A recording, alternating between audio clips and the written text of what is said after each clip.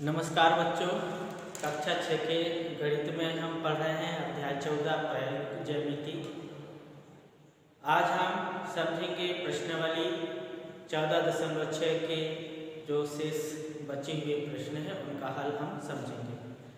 तो प्रश्न 5 लिखा है, रूलर और प्रकार की सहायता से निम्न मापों के कोणों की रचना कीजिए। हमें कोणों की रचना करने के लिए चांदी की आवश्यकता पड़ती है, लेकिन इस प्रश्न में बोला गया है कि केवल रूलर, स्केल और प्रकार की सहायता से ही हमें कोणों की रचना करनी है। तो सबसे पहले हम देखेंगे 60 अंश के कोण की रचना करना है। तो इसके लिए स्केल की सहायता से, रोलर की सहायता से एक रेखा खींचेंगे और रेखा के कोई एक बिंदु यानी एक छोर पर उसको शीर्ष बिंदु मानकर प्रकार की सहायता से एक चाप काटेंगे। तो चाप इस प्रकार काटेंगे, देखिए ये बिंदु है, यहाँ पे प्रकार की नोक को रखेंगे और अपने अंदाज से जितना ही हम ले सकते हैं प्रकार की सहायता से इस तरह से एक ऐसा चाप काटेंगे। अब ये रेखा पर जो कटान बिंदु मिला है वहां पे उतने ही माप से, इसको कम ज्यादा नहीं करना है, यहाँ पे प्रकार की नोक को रख के और इस तरह से यहाँ पे एक चाप काटेंगे। ये जो कटान बिंदु हमें मिला है, ये कटान बिंदु को शीर्ष बिंदु से स्केल की सहायता से ऐसे मिला देंगे। तो बच्चों इस प्रकार जो भी कोण की रचना होगी वह कोण 60 अंश होगा। तो हम चाहे बिना माप कैसे भी हम मापेंगे, बिना माप के अगर हम ऐसे चाप काटेंगे तो हमेशा 60 अंश का कोण ही उसकी रचना होगी। अगर कहीं पे डाउट होगा तो आप इस तरह से चांदी की सहायता से ये जो नोक वाली भाग है इसको यहाँ पे रखेंगे और ये 180 अंश के सीध में होना चाहिए और इधर जो जाने वाली रेखा देखेंगे यहाँ 60 और 120, यानी इधर से हम काउंट करेंगे तो नीचे वाला काउंट करेंगे तो यहाँ पे 60 अंश का कोण, यानी इस प्रकार 60 अंश के कोण की रचना हुई। हम इसको नाम दे सकते हैं ABC, कोण ABC बराबर 60 अंश। अब कोण 30 अंश का कोण की रचना हम करेंगे। तो इसके लिए स्केल की सहायता से एक रेखाखंड खींच लीजिएगा, जो कि मैं पहले से खींच के रखा हूं, और यहाँ पे एक शीर्ष बिंदु मान लेंगे और प्रकार की सहायता से यहाँ पे प्रकार के नोक को रख के और इस तरह से एक चाप काटेंगे।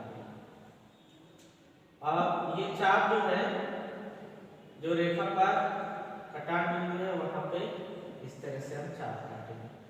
तो ये जो हम चाप काटेंगे तो यहाँ से अगर रेखा हम खींचेंगे तो ये 60 अंश का होगा और 60 का आधा 30 अंश होता है। तो यहाँ पे प्रकार रखेंगे, इस तरह से चाप काटेंगे, फिर यहाँ प्रकार रखेंगे और इस तरह से चाप काटेंगे। जो कटान बिंदु हमें मिला है उसको शीर्ष बिंदु से इस प्रकार मिला देंगे। तो ये मिलाया, इस प्रकार यह कोण 30 अंश के कोण की रचना हुई और इसको नाम दे दीजिएगा PQR। ऐसे लेके जब तक कोई भी लेटर हम उसको वहां लिख सकते हैं। तो इसको भी हम चांदी की सहायता से माप के देख सकते हैं सही या नहीं। तो ये सही है। अब 90 अंश के कोण की रचना करेंगे केवल प्रकार और रूलर यानी स्केल की सहायता से। सबसे पहले यहाँ पे एक रेखा खींचेंगे, रेखा के कोई भी एक बिंदु को हम शीर्ष बिंदु मानकर वहां से चाप काटेंगे। तो हर समय हम इस तरफ लिए, देखिए अब उसको हम उस तरफ से भी कोण बना सकते हैं। यहाँ पे प्रकार की नोक रख के और इस तरह से हम चाप काटेंगे और यहाँ हम रखेंगे रेखा पर जो कटान बिंदु है उसको यहाँ चाप काटेंगे, फिर इस तरह से इस चाप को फिर से यहाँ चाप काटेंगे। तो ये 60 अंश का कोण यहाँ से यहाँ, फिर ये यहाँ से यहाँ तक 120 और समकोण तो सीधा लंबवत होता है। और ये कटान बिंदु जो मिला है वहाँ पे प्रकार के नोक को रख के इस तरह से चाप काटेंगे, फिर यहाँ पे रखेंगे और फिर इस तरह से चाप काटेंगे। जो कटान बिंदु हमें मिला है उसको शीर्ष वाले बिंदु से मिला देंगे। तो इस प्रकार बच्चों यह हो गई 90 अंश के कोण की रचना। इसको भी हम नाम दे सकते हैं P R Q। ये इस प्रकार हम 90 अंश की रचना किए हैं। अब देखेंगे 120 अंश के कोण की रचना करेंगे। उसके लिए भी सबसे पहले प्रकार की सहायता से एक रेखा खींचेंगे, तो सॉरी स्केल की सहायता से एक रेखा खींचेंगे और कोई भी एक बिंदु को शीर्ष मानकर वहां पे प्रकार के एक नोक को रखे और इस तरह से यहाँ पे एक चाप काटेंगे। अब यहाँ पे इस रेखा पर जो कटान बिंदु वहां से रखे इस तरह से चाप काटेंगे और यहाँ पे रखे इस तरह से चाप काटेंगे। अब यहाँ स्केल की सहायता से यहाँ से जो रेखा खींचेंगे तो 60 अंश होगा, 60 दूनी 120। तो यहाँ से जो माप है इसको हम कटान बिंदु को मिला देंगे। तो ये कटान बिंदु को हमने मिलाया और इस प्रकार यहाँ पे 120 अंश के कोण की रचना हो गई। ABC कोण ABC बराबर 120 अंश। अब 45 अंश के कोण की रचना करेंगे, क्योंकि 90 अंश के कोण की रचना हमने किया उसका हम आधा कर देंगे तो 45 अंश के कोण की रचना होगी। अब यहाँ पे स्केल की सहायता से एक रेखा खींचेंगे, एक बिंदु पर प्रकार की नोक को रख के और इस तरह से चाप काटेंगे, फिर यहाँ पे चाप काटेंगे, फिर इस प्रकार चाप काटेंगे। अब ये तो 120 अंश यहाँ तक है, अब इसको आधा कर देंगे यहाँ से। तो ये जो कटान बिंदु हमें मिला है इसको हम मिला देंगे। अब ये कटान बिंदु को हमने मिलाया क्योंकि ये तो 90 अंश के कोण है, 90 अंश का कोण है और हमें रचना करना है 45 अंश के कोण की। तो इस 90 अंश के कोण को हम आधा कर देंगे, यहाँ पे प्रकार रखेंगे और इस तरह से चाप काटेंगे। ये जो कटान बिंदु मिला है उसको हम शीर्ष बिंदु से मिला देंगे, यहाँ पे रखेंगे और इस प्रकार हम मिला देंगे। तो इस प्रकार बच्चों ये हो गया 45 अंश के कोण की रचना।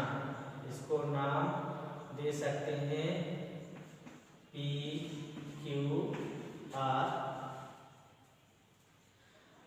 अब F 135 अंश के कोण की रचना करना है। यहाँ पे स्केल की सहायता से एक रेखा खींचेंगे और एक बिंदु को केंद्र बिंदु मानकर इस बिंदु पे रखें, इस तरह से चाप काट लेंगे। चाप काटे, इसके बाद यहाँ पे प्रकार रखेंगे, यहाँ चाप काटेंगे, फिर यहाँ प्रकार रखेंगे इस तरह से, तो यहाँ चाप काटेंगे। यहाँ 120 यहाँ से जो रेखा जाएगी तो 120 अंश के कोण बनेगा, क्योंकि यहाँ से यदि 90 अंश का कोण बनाते हैं, 90 अंश के कोण में यदि 45 जोड़ दिया जाए तो 135 अंश होगा। तो सबसे पहले हम 90 अंश के कोण की रचना करेंगे। यहाँ पे को मिला देंगे। अब 90 अंश में 45 और जोड़ना है उधर, तो 90 अंश का आधा करेंगे 45, तो हमें इधर जोड़ना है, तो हमें कोण उस तरफ बनाना है क्योंकि यह अधिक कोण है। तो इस जो रेखा है उसकी लंबाई को हम बढ़ा लेंगे और यहाँ पे जो कटान बिंदु मिला है इस तरफ की रेखा पर, यहाँ पे प्रकार की नोक को रख के इधर चाप काटेंगे, फिर यहाँ रखेंगे और चाप काटेंगे। तो जो कटान बिंदु मिला है उसको हम शीर्ष बिंदु से मिला देंगे। इस तरह से स्केल की सहायता से मिला देंगे। तो ये जो कोण की रचना हुई बच्चों, ये है 135 अंश के कोण की रचना। इसको x, y, z कुछ भी नाम दे सकते हैं। यदि कोई दुविधा हो तो चांदा रखेंगे और इस तरह से जो बिंदु है चांदा का बीचों बीच में होगा और ये लाइन सीधे 180 अंश से शून्य पे होना चाहिए। ये देखिए ऊपर 90 अंश का है और यहाँ पे जो कोण बना है अधिक कोण, इधर से चालू करेंगे ना तो ऊपर वाला बिंदु, तो यहाँ पे ये देखिए ये जो लाइन दिख रही है 130 और 140 के बीच में जो लंबी लाइन है वहाँ पे मिल रही, मैंने वहाँ से गुजर रही। तो ये है 135 अंश के कोण की रचना। आगे के प्रश्नों का हल हम अगले वीडियो में समझेंगे।